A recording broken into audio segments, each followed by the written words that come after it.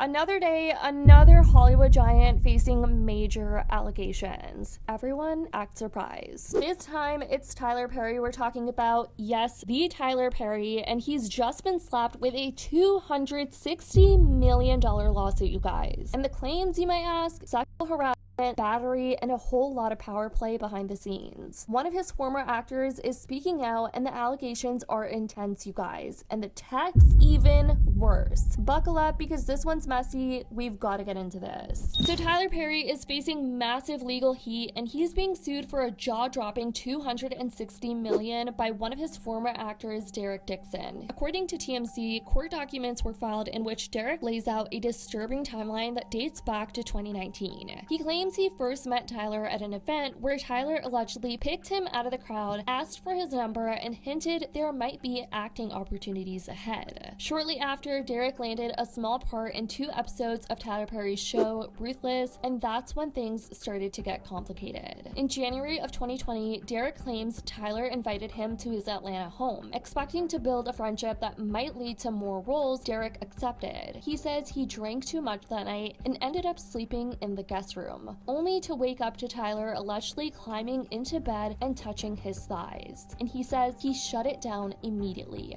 But that wasn't the end. Derek later secured a more significant role in Tyler Perry's hit series, The Oval, which was a major step forward in his career. But according to the lawsuit, around the same time, Tyler allegedly began sending inappropriate sexually suggestive messages. Screenshots reportedly included Tyler asking about Derek's sexual orientation, saying he has sex with men, and telling Derek no straight man would be walking with or cooking for him unless they wanted to F him. The lawsuit also references more text messages, including one where Tyler reportedly tells him, "I would F you," implying that their dynamic was anything but platonic. The complaint, lodged on June 13th in Los Angeles, accuses Perry of creating a coercive exploitative dynamic during Dixon's tenure on the shows. Dixon, who portrayed Dale on The Oval, claims Perry promised career advancement, including producing Dixon's pilot and expanding creative opportunities, but retaliation ensued after Dixon rejected Perry's unwanted advances. The lawsuit describes incidents at Perry's home in January 2020, including alleged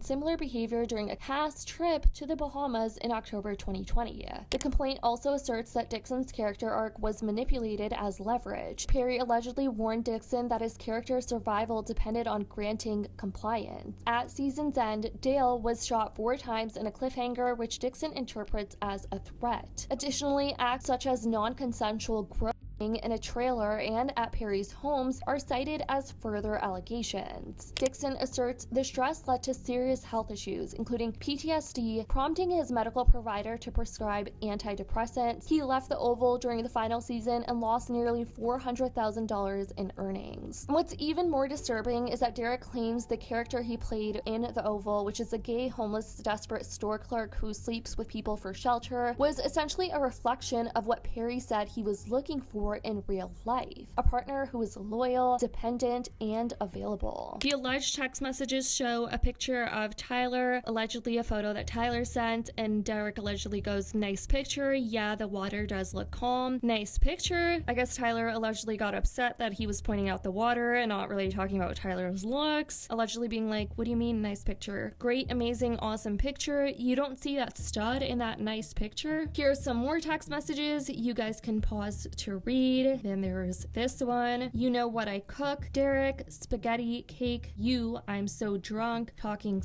And things allegedly escalated again later in 2020. Derek says Tyler allegedly invited him back to his Atlanta home, where the conversation quickly turned sexually aggressive. According to the claim, Tyler asked if Derek liked it rough, then grabbed him by the throat and said, "Look how excited you just got." And in June 2021, during another visit to Tyler's home, Derek alleges that Tyler came into his guest room, pulled down his underwear, and him, saying, "Relax, just let it happen." Tyler Perry getting hit with a $260 million lawsuit from a white man for workplace sexual harassment is crazy work. The actor is even alleging that one time Tyler Perry grabbed him by the throat and said, "Look how excited you got." If this is true, it's real freaked out.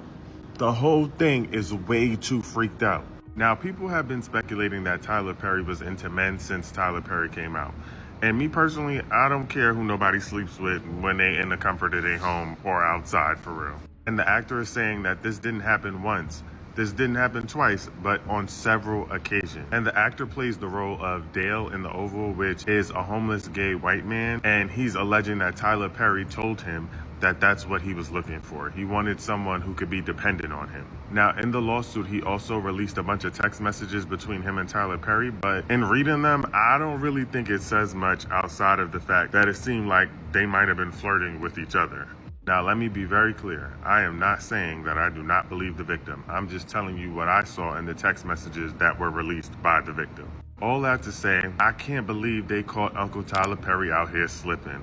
Whether it was consensual or not, it's crazy work. Here's some of the top comments about this whole situation. It's very much believable. The Boondocks told us. Is this why he paints black women in a bad way in his productions? Messing with snow will get you every time. He said he's coming for Tyler Perry and the studio. I cackled when Tyler sent that photo of himself at the beach and the dude was talking about the water. Tyler got mad, like, what about me? I don't believe the white victim until I have proof. Yeah, I said it. They won't learn. At this point, I'm tired with the entire industry. Shake my head. I'm no victim blamer, but I just cannot see Tyler Perry risking all of his hard work for a certified extra. And this person responds saying, after all the super wealthy men who risked it all, y'all don't believe that? And usually powerful people pick nobodies because nobody will believe them. Let us see if this is legit or a shakedown. Now again, according to the lawsuit, Derek says he didn't explicitly reject Tyler because he was terrified it would cost him his career. Instead, he tried to brush off the advances by saying that he wasn't the type. He says the fear of retaliation kept him silent. Fast forward to June 2024, Derek finally files a complaint with EEOC, which is the Equal Employment Opportunity Commission, and resigns from the Oval. Tyler's legal team over here is pushing back hard. His attorney Matthew Boyd released a statement to TMZ saying, "This is an individual who got close to Tyler Perry for what now appears to be nothing more than setting up a scam. But Tyler will not be shaken down, and we are confident these fabricated claims of harassment will fail." This story is still developing, but crazy news nonetheless. I want to know what you guys think about all of this in the comments down below. Let me know your thoughts. I love you guys so much, and as always, I'll see y'all in the next video.